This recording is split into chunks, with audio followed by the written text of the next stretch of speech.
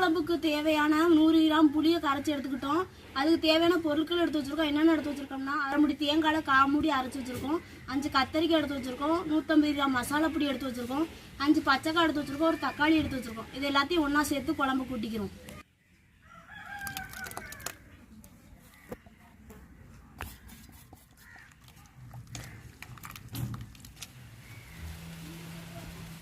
நம்ம கூட்டி வச்ச குழம்பு அடுப்புல தீ போட்டுக்கிறோம். குழம்பு நம்மளுக்கு நல்லாவே கொதிச்சு வத்தி வந்துருச்சு. இப்போ மீனை போட்டுக்கிறோம். தேவையான அளவுக்கு உப்பு போட்டுக்கிறோம்.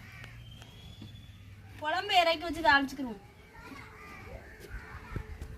மனம் மணக்குது.